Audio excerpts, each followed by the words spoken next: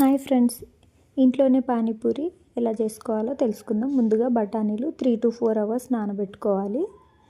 ఇలా నానబెట్టిన బఠానీలను కుక్కర్లో వేసి 3 to 4 విజిల్స్ వచ్చే వరకు ఉడికించుకోవాలి. పూరి కోసం ముందుగా 2 cups ఆఫ్ బొంబాయి రవ్వ తీసుకోవాలి. అలాగే 1 cup of maida, pinch of salt, pinch of తినే సోడా వేసి చల్లటి నీరు పోసుకొని ఈ విధంగా మెత్తగా చపాతీ పిండిలా కలిపి క్లాత్ మూసి పక్కన పెట్టుకోవాలి. 1/2 hour అలా వదిలేసి తర్వాత మనం చపాతీ ఏ విధంగా అయితే చేసుకుంటామో ఈ విధంగా చపాతీ చేసిన తర్వాత మనకు కావాల్సిన రౌండ్ షేప్లో బాటిల్ క్యాప్ మూత తీసుకొని ఈ విధంగా కట్ చేసిన తర్వాత రిమైనింగ్ పార్ట్ పక్కకి తీసేసుకోవాలి. అవి ఆరిపోకుండా దానిపై క్లాత్ మూసి ఒక్కొక్కటిగా ఆయిల్లో వేసుకొని ఇలా ఒత్తుకుంటూ వేయించుకోవాలి. అలా మనం ఒత్తుతూ వేయించడం వల్ల పూరీలు బాగా పొంగుతాయండి. లేకపోతే ఒక్కొక్కసారి పొంగనట్టుగా కనిపిస్తాయి. అందువల్ల ఒత్తుకుంటూ వేయించుకోవాలి.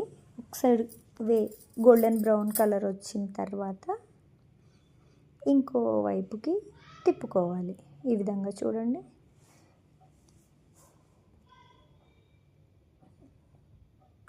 ఇలా గోల్డెన్ బ్రౌన్ వచ్చిన తర్వాత వాటిని వేరొక బౌల్లోకి షిఫ్ట్ చేసుకోవాలి. ఇప్పుడు వాటర్ తయారు చేసుకోవడానికి పుదీనా, కొత్తిమీర, నల్ల ఉప్పు, 1/2 నిమ్మరసం, 1/2 పచ్చిమిర్చి, ఉప్పు, కొద్దిగా నార్మల్ ఉప్పు వేసుకొని మిక్సీ పట్టుకోవాలి. మిక్సీ పట్టిన తర్వాత అందులో వాటర్ పోసి ఈ విధంగా వడగట్టుకోవాలి. కలిపి ఏదైనా తక్కువైతే అందులో యాడ్ చేసుకొని చూసుకోవాలి. ఇప్పుడు కర్రీ చేయడానికి కొద్దిగా ఆయిల్ వేసి కొంచెం ఆనియన్స్, కొత్తిమీర, కొంచెం కలర్ మారే వరకు కలిపి టమాటో, ముందుగా ఉడికించుకున్న బఠానీ వేసి కలుపుకోవాలి.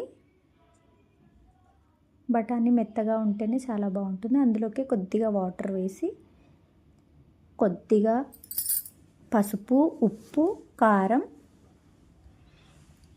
ధనియాల పొడి, చాట్ మసాలా వేసుకొని బాగా కలపాలి. ఇంట్లోనే తయారు చేసుకున్న tasty panipuri ready. Thank you for watching.